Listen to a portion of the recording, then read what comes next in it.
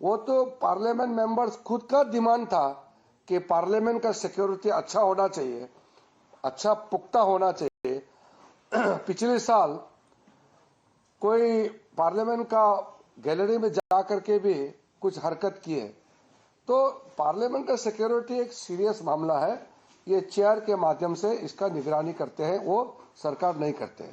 जहां तक हाउस के अंदर का जो व्यवस्था का मामला है, कभी कभी मेंबर जब हाउस का प्रोसीडिंग को डिस्टर्ब करने के लिए फिजिकली वहां जो टेबल ऑफिस में चढ़ जाते हैं।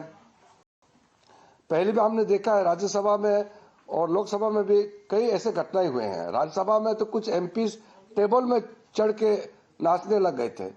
तो कुछ गलत चीज होते हैं, प्रॉपर्टी तोड़ते हैं, नुकसान पहुंचाते हैं, उसको रुकने के लिए और ऐसा गड़बड़ ना हो व्यवस्थित रखने के लिए चेयर की ओर से कुछ वहां प्रबंधन किया है। इसका मतलब ये नहीं है कि एमपीज को बोलने का आजादी नहीं है, ऐसा नहीं है। मैं एक चीज क्लियर करना चाहता हूं, अगर कुछ बात है तो हम चेयरमैन से हम बात करेंगे। एमपीज को बोलने के लिए कोई रोक नहीं सकते हैं, लेकिन एक एमपी दूसरे एमपी को जाकर के रोक नहीं सकते हैं। सब एमपीज का अपना अपना राइट होते हैं, तो उसी के तहत में काम करें। और एमपीज को कोई फिजिकली जब तक वो ऐसा गलत व्यवहार ना करे, किसी एमपी को कोई मार्शल, कोई हमारा सिक्योरिटी के लोग एमपी को नहीं पकड़ेंगे। ये तो सब जानते हैं, उनका प्रिविलेज है। हम इसका जानकारी पूरा लेंगे, लेकिन जितना मुझे मालूम है वो राज्यसभा सेक्रेटरीट ने बताया कि कुछ एमपीज बहुत ही एग्रेसिवली उछल कूद करके बहुत आगे आ गए, तो उसको रोकने के लिए कुछ व्यवस्था किया है। इतना ही बताया। एमपी को बोलने से रोकने के लिए कुछ किया नहीं है और ना कर सकता है। राहुल गांधी ने एक बात कही, राहुल गांधी ने कहा है कि जहां एक तरफ सरकार एसआईआर पर चर्चा नहीं करा रही, वहीं दूसरी तरफ हमारे पास बहुत सबूत है कि वोट की चोरी हो रही है। और अगर चुनाव आयोग अधिकारी ही ये चोरी करवा रहे हैं और अगर वो रिटायर भी हो गए तो भी हम उनको छोड़ेंगे नहीं। क्या इसको आप धमकी देते हैं चुनाव आयोग के अधिकारियों को? देखो, राहुल गांधी ने बार बार संवैधानिक संस्थाओं को धमकी दिया है, ये पहली बार नहीं है। 2014 में मोदी जी के नेतृत्व में प्रचंड बहुमत जीत के हम कैसे आए, तो हमारी सरकार तो नहीं था। तो इस बीच में कई स्टेट्स का इलेक्शन हुए हैं, कई स्टेट से उनके गठबंधन वाला जीतते हैं, कई स्टेट से जो एनडीए वाले जीतते हैं। तो वो कैसे जीते फिर?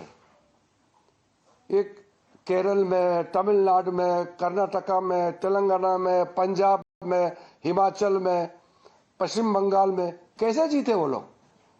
क्या बात करते हैं?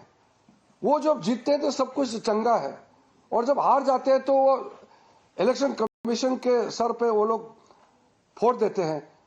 ये लोकतंत्र को कमजोर करने के लिए जो षड्यंत्र रचा रहे हैं, उसमें बहुत बड़ा मुझे ये खेल दिखाई देता है। बार बार संवैधानिक संस्था को अटैक करना।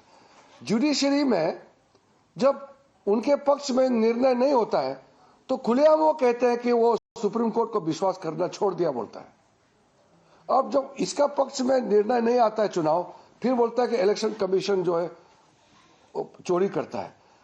इस तरह का ये तो सिर्फ बचपना ही नहीं, ये तो बहुत खतरनाक है।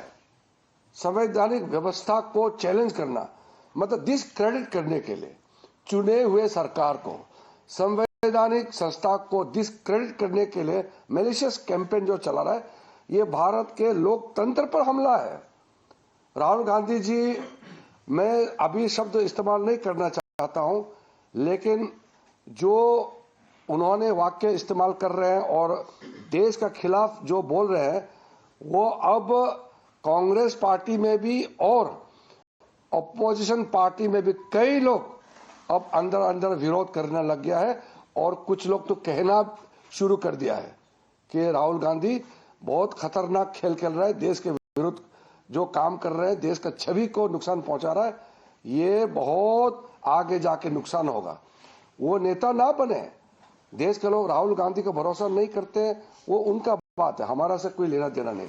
लेकिन देश को नुकसान करना ये हम कैसे एक्सेप्ट करेंगे?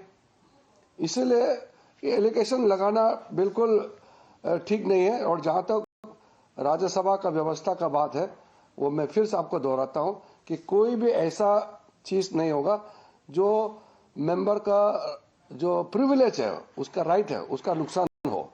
लेकिन मैं फिर से दोहराता हूं, एक एमपी अपना अधिकार का बात कर सकते हैं, दूसरा अधिकार को नहीं छीन सकते हैं। हर एक मेंबर का बराबर अधिकार होता है हाउस के अंदर में। प्रेसिडेंट था कभी कोई या कोई ऐसा ऑर्डर आया था कि CISF can be present inside the house, can that be possible because there were marshals have always been placed there but not CISF, so was that updated, was there an order regarding that? The security system in Rajya Sabha and Lok Sabha were updated last year when there were some ugly incidents. Then they took certain decisions.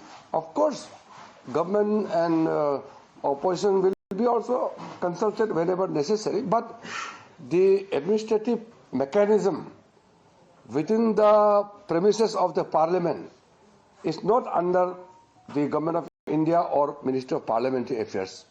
So I cannot really comment on what should be done. But what I am saying is, members are having full rights and privileges they are entitled to, but at the same time we have obligations, we have certain duties not to disturb other members and not to take over the rights which belong to other members. Every member of parliament are equal in terms of rights and privileges. But other than Marshal, will CISF is permissible? That I can